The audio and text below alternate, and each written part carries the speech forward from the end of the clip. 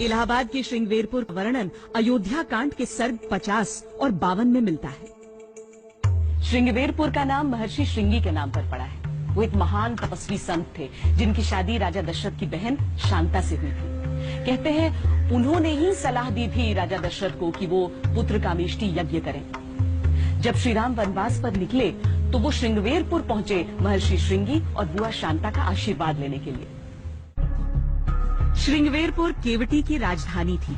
यहाँ निषाद राज गुह का शासन था। श्री राम के उनके राज्य में पहुंचने की खबर लगते ही वो फौरन उनसे मिलने पहुंचे।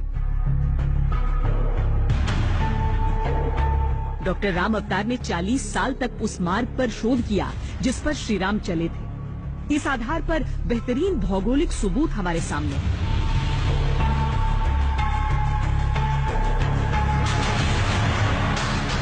पर रामायण काल से जुड़ा सबसे ठोस प्रमाण है निषाद राज के वंशजों की डीएनए मैपिंग। आनुवांशिक अध्ययनों से साबित हुआ है कि कोल जनजाति के लोग पिछले 11,000 साल से भारत में रह रहे हैं और उनके जीन दूसरे भारतीयों से मेल खाते हैं।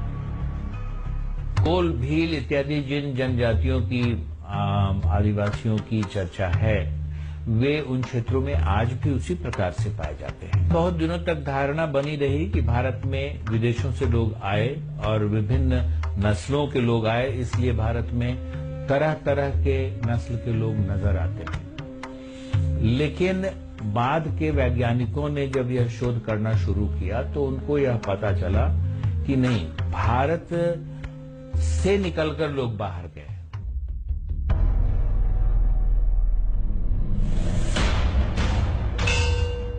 पुस्तकों में लिखा गया है कि मौजूदा भारतीय आबादी का इतिहास आर्य के आगमन के साथ जुड़ा है, पर एस्टोनिया में हुए एक शोध ने साबित किया कि ऐसा नहीं है। भारतीय जीन्स अलग है, खास है। कोल जनजाति की आनुवांशिक निरंतरता यानी जेनेटिक कंटिन्यूटी तो 11,000 साल से कायम है।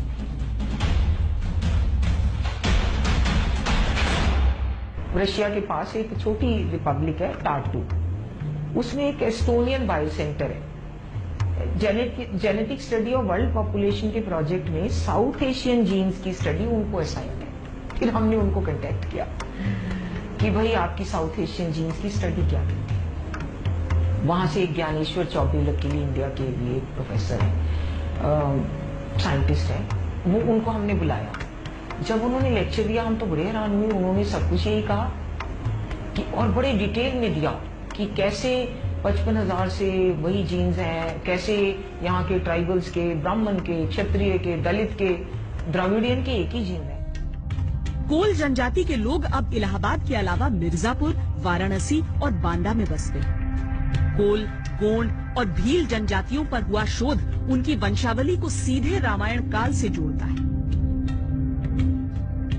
करीब करीब उसी काल में एक खास तरह का डीएनए J2B, संघमित्रा सेन गुप्ता का रिसर्च है कि J2B उसी काल में उसी क्षेत्र से बढ़ना शुरू हुआ और अनेक देशों तक वो गया।